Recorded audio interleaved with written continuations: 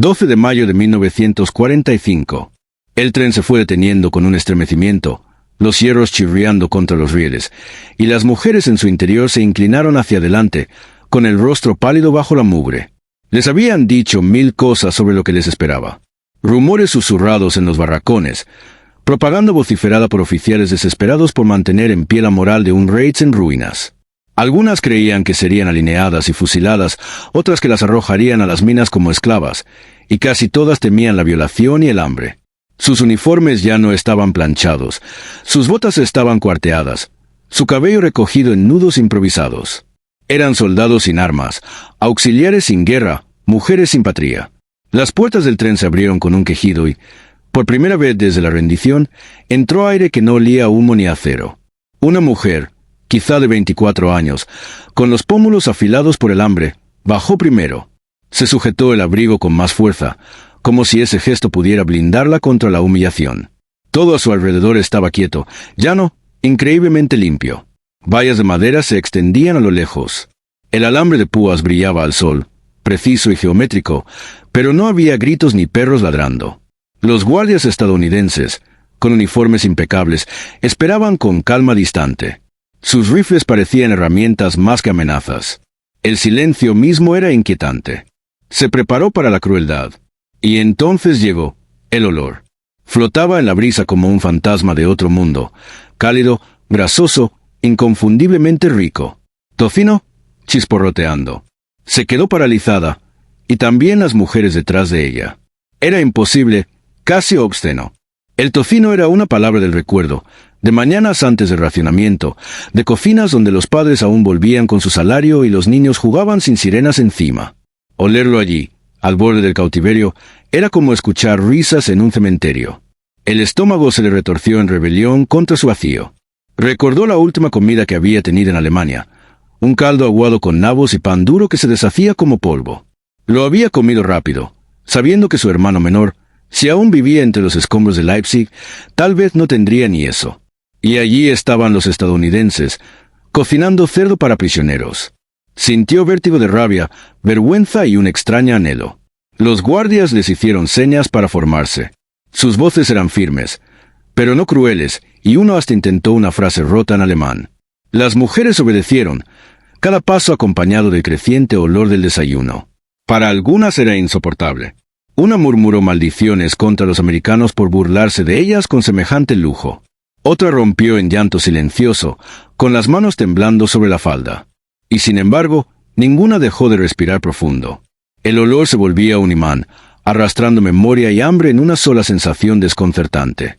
Dentro del campo, la realidad se desplegó con una extrañeza casi teatral. Los barracones eran de madera, firmes, con cates de paja alineados en filas. Ventanas dejaban entrar la luz. Había cubos de agua listos para el aseo. No era un palacio, pero comparado con sótanos y edificios quemados que habían sido su hogar, aquello parecía casi deliberadamente ordenado. Una mujer susurró que le recordaba a un internado y, aunque lo dijo con amargura, sus palabras traían un peligroso eco de consuelo. La joven de 24 años se quedó mirando hacia el comedor. Humo salía de las chimeneas y, por las puertas abiertas, vio bandejas puestas con platos. No tazas de lata ni cubetas, sino platos. Se le apretó la garganta. Había esperado ser empujada, insultada, despojada de su dignidad. En cambio, todo se movía con eficiencia tranquila, con disciplina que no se apoyaba en la crueldad. No lo creyó. Ninguna lo hizo. Tenía que ser una trampa, una representación, un ablandamiento antes del golpe. Cuando por fin las hicieron entrar, lo primero que las golpeó fue el sonido, el chisporroteo de la grasa sobre el hierro. Soldados con delantales, sí, soldados con delantales, giraban tiras de tocino con pinzas de metal. El aire vibraba con el calor, con la sal y el humo, con algo casi musical en su simpleza. Las mujeres avanzaron, los ojos nerviosos, incapaces de conciliar el miedo con lo absurdo de la escena. Les entregaron platos. Sobre ellos había pan, papas y, para su asombro, 1 o 2 tiras de tocino. La joven de 24 años miró el suyo, la mano temblorosa. Pensó en su madre, que había muerto en un bombardeo 2 inviernos atrás, abrazando una foto de su padre, que nunca regresó del frente ruso. Pensó en los niños mendigando en las calles de Dresde, con manos esqueléticas que se alzaban por migajas de carbón. Y ahora, en manos enemigas, le ofrecían tocino. Su pecho se llenó de confusión. Quiso rechazarlo, escupir en desafío, probar que no se quebraba con facilidad. Pero su cuerpo la traicionó. Levantó la tira a los labios y mordió. El sabor fue abrumador. Sal, grasa, calor. Le llenó la boca con memoria, vergüenza y un alivio tan intenso que parecía dolor. Las lágrimas brotaron, calientes e involuntarias. Comió rápido, casi con desesperación, antes de que regresara la razón. A su alrededor, otras hicieron lo mismo. Algunas reían entre lágrimas. Otras masticaban despacio, reverentes, como temiendo que la comida desapareciera.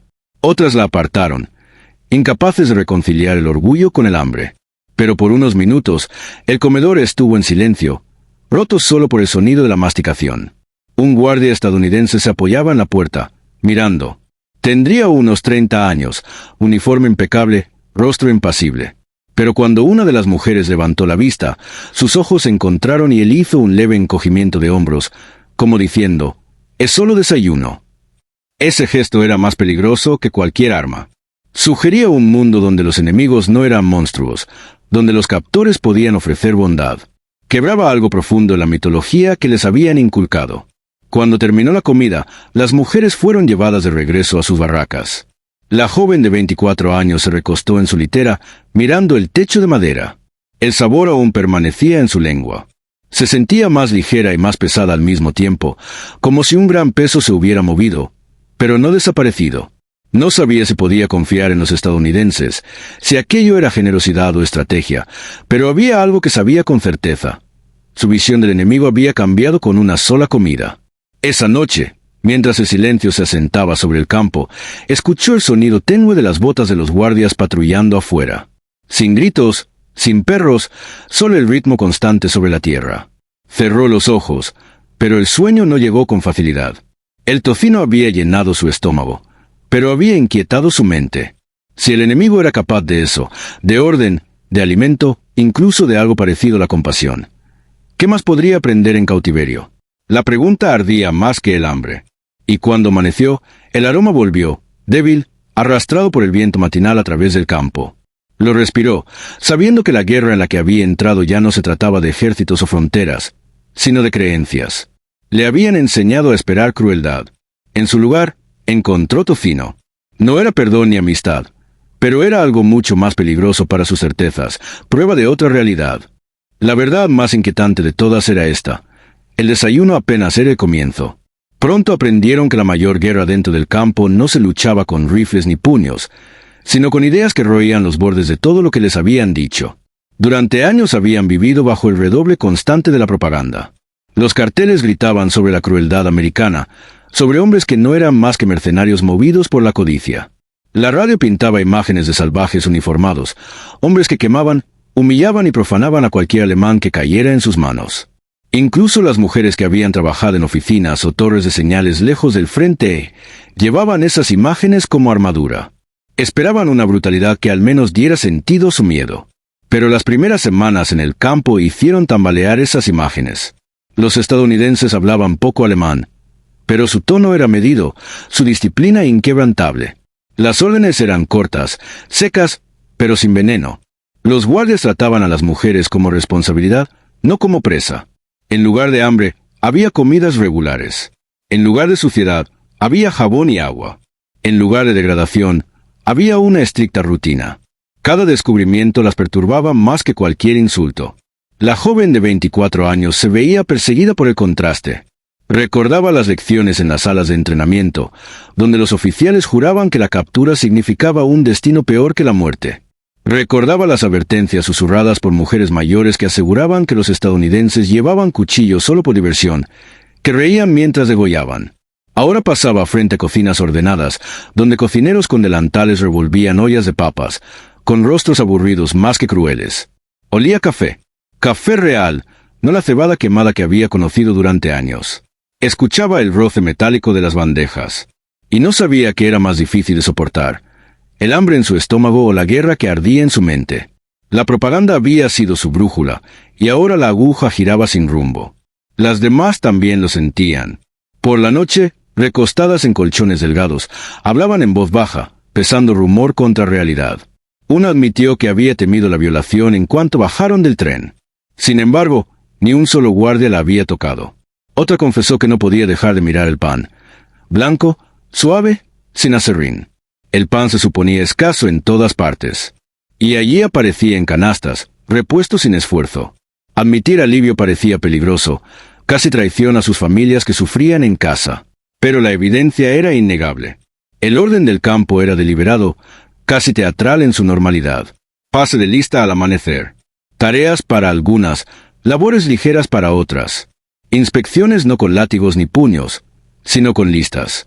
Los guardias parecían extrañamente jóvenes, apenas mayores que las prisioneras, con rostros lisos, botas brillantes. Su confianza no venía de los gritos, pero esa confianza no nacía de gritos, sino de certeza. Para las mujeres alemanas, que habían vivido años en un mundo de escasez y miedo, esa certeza era tan extraña como irritante. La joven de 24 años empezó a notar detalles que la inquietaban. Veía a un guardia compartir un cigarrillo con otro, riendo en voz baja, como si la guerra fuera solo una molestia distante y no la ruptura de naciones. Escuchaba música fluir débilmente desde un gramófono en los cuarteles de los oficiales. Jazz, juguetón, absolutamente indiferente a la derrota o la victoria. Observaba cómo sacaban restos de comida de las cocinas. Trozos de grasa de tocino tirados sin más, y el pecho se le apretaba al pensar en los niños de Hamburgo o Leipzig que habrían peleado entre sí por esas sobras. La crueldad no estaba en golpes ni en hambre, sino la insoportable prueba de que el enemigo podía permitirse la abundancia mientras su pueblo moría de hambre.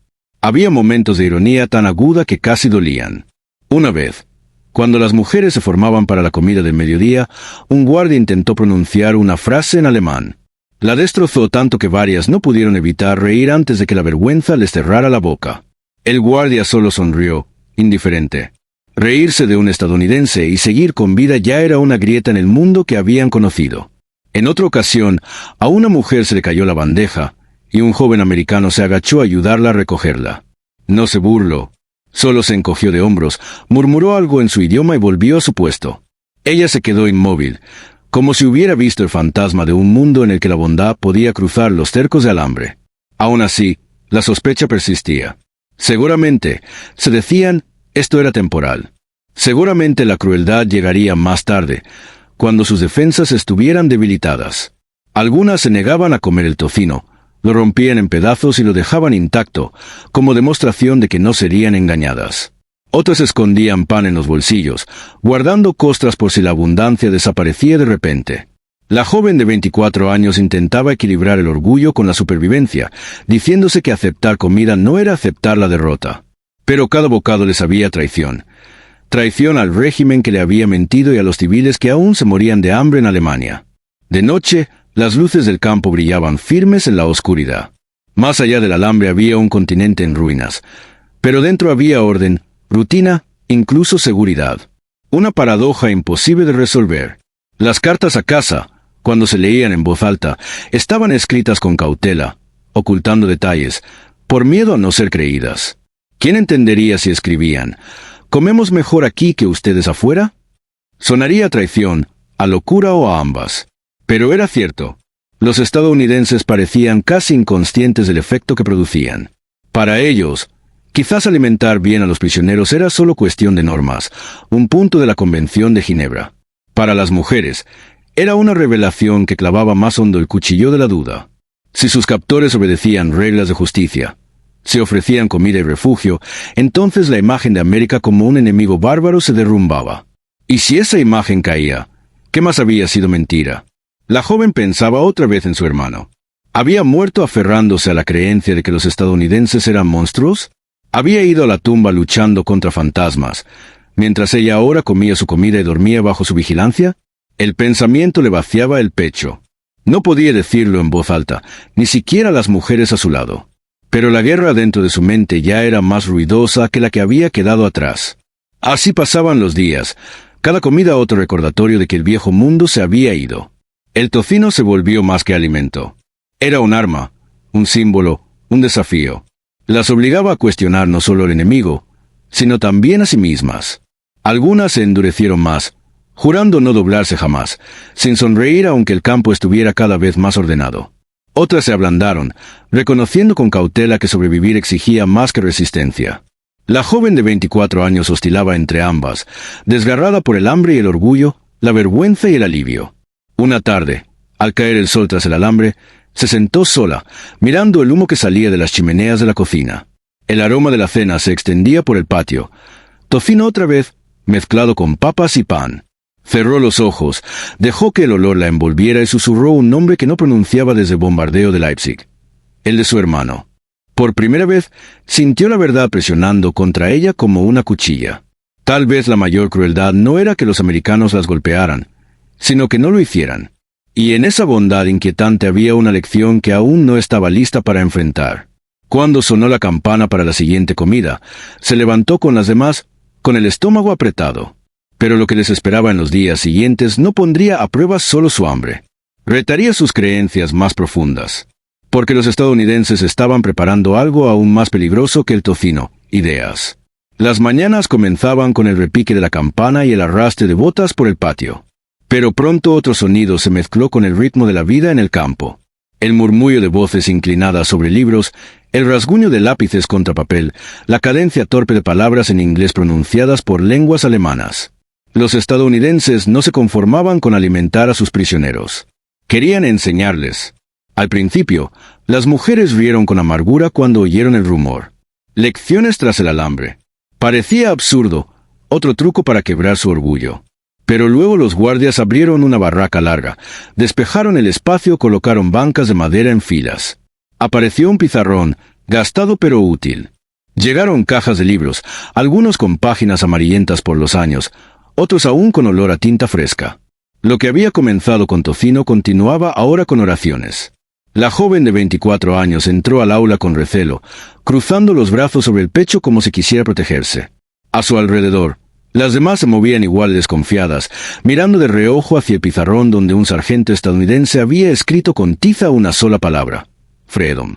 La subrayó 2 veces y sonrió como si ese significado fuera alimento. Las mujeres se miraron inquietas, temerosas de lo que esa palabra pudiera exigirles. Las lecciones empezaron con frases simples en inglés que se retorcían torpemente en sus bocas alemanas. Good morning.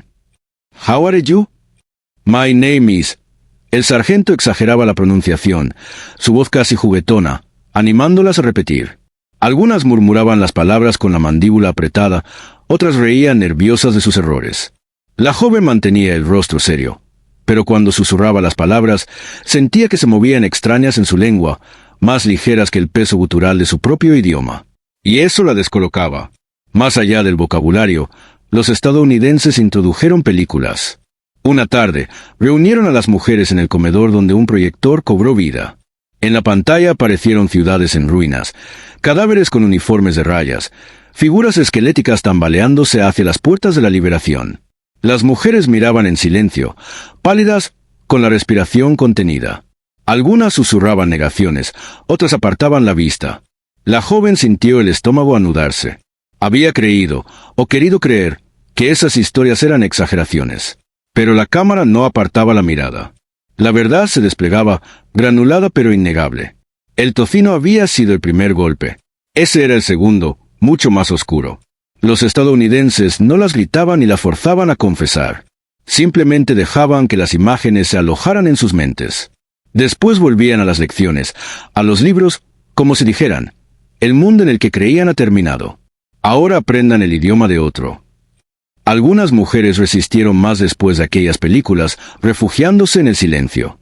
Otras se inclinaban hacia adelante, hambrientas no solo de comida, sino de conocimiento, como si la educación fuera una escalera para salir de los escombros de su vida anterior. Las cifras se colaban en sus días como un murmullo de fondo. Más de 370,000 prisioneros alemanes estaban en manos de Estados Unidos, miles de ellos mujeres, repartidos entre Europa y América. Muchos campos tenían bibliotecas con novelas, historia e incluso poesía. Para mujeres que habían visto libros arder en plazas públicas pocos años atrás, aquella súbita abundancia de palabras era desconcertante y embriagadora. La joven tomó un ejemplar ajado de Huckleberry Finn. No entendía todo, pero el ritmo de las frases la arrastraba. La libertad traviesa del viaje del muchacho era extraña e irresistible. Lo leía a escondidas por la noche, ocultando el libro bajo la manta como si fuera contrabando y no un regalo. No todas las lecciones eran suaves. Un oficial estadounidense pidió una vez que escribieran sobre su infancia. En inglés, si podían; en alemán, si no. Las mujeres se inclinaron sobre sus papeles, garabateando recuerdos de granjas, ciudades, madres horneando pan, padres volviendo del trabajo, días de escuela ahora difuminados por la guerra. Cuando el oficial recogió las hojas, leyó algunas en voz alta, su acento pesado. Entre ellas estaba la historia de la joven. Escuchó sus propias palabras, torpes e imperfectas, devueltas en la voz del enemigo. Por un instante se sintió desnuda, y sin embargo, en esa exposición había algo inesperado. Comprendió que los estadounidenses no se burlaban, sino que escuchaban. El humor aparecía en momentos extraños. Una vez, durante un ejercicio de inglés, el sargento intentó enseñar la palabra bacon. El aula estalló en carcajadas antes de que terminara de escribirla. Las mujeres se miraron entre sí, con los hombros temblando de risa. Por unos segundos, el alambre de púas desapareció, y lo absurdo de la escena, el enemigo enseñándoles a nombrar el alimento que había trastocado sus almas, era demasiado para contenerlo. El sargento sonrió, con polvo de tiza en los dedos, y dejó que la risa siguiera su curso. Pero debajo de todo seguía la tensión. Cada lección era un recordatorio de que los estadounidenses no solo alimentaban sus cuerpos, sino que moldeaban sus mentes. La joven luchaba con la culpa cada vez que disfrutaba de las clases. Pensaba en su hermano, enterrado bajo escombros o barro, que nunca leería un libro estadounidense ni escucharía jazz de un gramófono. Pensaba en su madre, que murió creyendo que la victoria aún era posible. Los traicionaba al sentarse en un banco, repitiendo palabras extranjeras, dejándose conmover por historias y canciones. Y sin embargo, la alternativa, cerrar los oídos, hundirse en el silencio, le parecía otra forma de muerte. Los periódicos del campo, escritos por los prisioneros bajo supervisión, se convirtieron en otro campo de batalla. Había artículos que debatían política, filosofía, el significado de la democracia. Las mujeres los leían con cautela, los dedos manchados de tinta, los ojos abiertos ante ideas que antes habían sido prohibidas. Pensar, cuestionar, incluso dudar. Esos actos se volvían pequeñas rebeliones contra el pasado. Algunas rompían los periódicos después de leerlos, temiendo lo que esas palabras pudieran provocarles. Otras los doblaban con cuidado, guardándolos como reliquias. Día tras día, la joven de 24 años se sentía arrastrada a esa silenciosa revolución del aprendizaje. Comenzaba a saludar a los guardias en inglés, probando las frases en la lengua. Se detenía frente a la biblioteca, pasando los dedos por los lomos de los libros. Se descubría tarareando una melodía de una película, aunque la callaba rápido cuando las demás la miraban con desaprobación. Era como si las cercas de alambre ya no contuvieran solo su cuerpo, sino también sus creencias, y cada lección abría un pequeño agujero por donde se filtraba otra posibilidad. Pero las lecciones no estaban libres de dolor.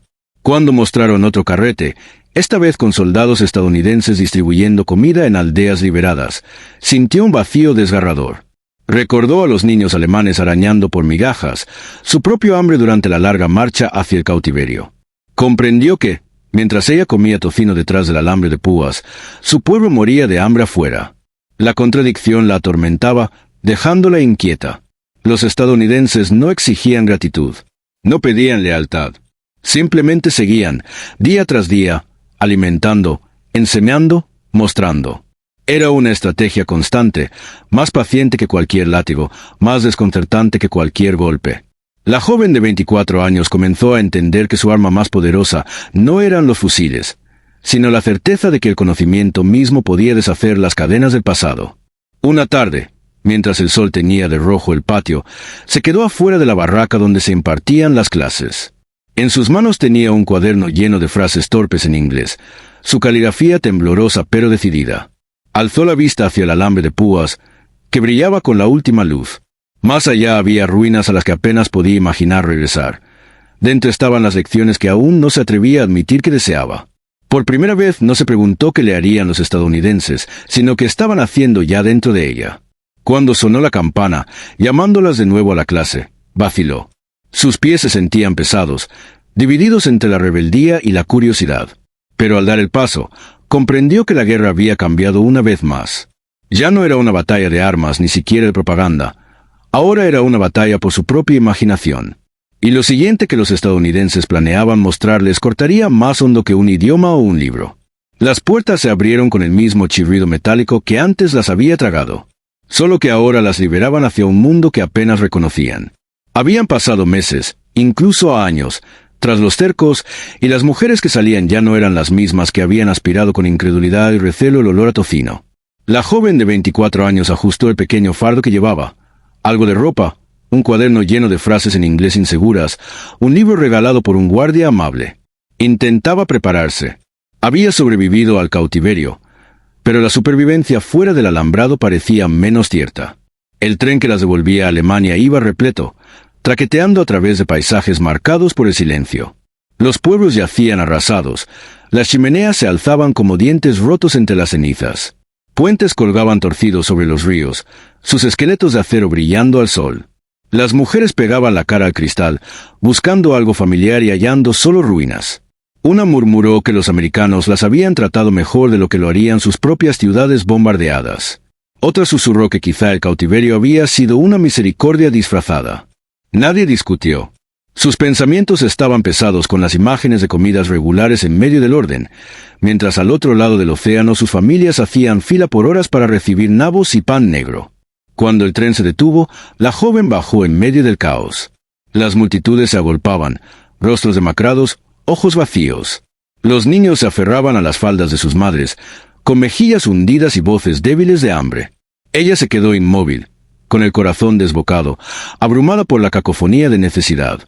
Por un instante añoró las filas regimentadas del campo, la certeza de las comidas, la previsibilidad de las campanas. La vergüenza la atravesó al pensarlo. La libertad se suponía dulce. En cambio, sabía a ceniza y ausencia. Su ciudad natal ya no existía. Donde antes había hileras de apartamentos, ahora solo quedaban escombros esparcidos como huesos. Encontró la calle donde estuvo la casa de su familia, solo para descubrirla arrasada. Un vecino, cojo y encanecido, le contó que su hermano nunca regresó, que su padre había muerto en Stalingrado y su madre aplastada bajo las vidas de un bombardeo. Las palabras cayeron sin ceremonia, pero le vaciaron el pecho como si fueran artillería. Se quedó entre las ruinas, abrazando su fardo, con el recuerdo del olor a tocino clavándose cruel en sus fosas nasales. Haber sido alimentada tan bien mientras su sangre se moría de hambre era supervivencia o traición. Los días siguientes fueron un limbo extraño. Se alojó con parientes lejanos que la miraban con recelo. Ellos habían soportado hambre, frío y bombardeos. Ella había sido prisionera, pero había comido. Sus mejillas tenían color, su cuerpo más firme que el de ellos. Un familiar le preguntó con dureza, ¿qué les diste a los americanos a cambio? Ella no pudo responder. ¿Cómo explicar que la supervivencia se le ofreció en forma de orden, de comidas, incluso de libros, sin trueques ni humillación? Su silencio solo profundizó la desconfianza.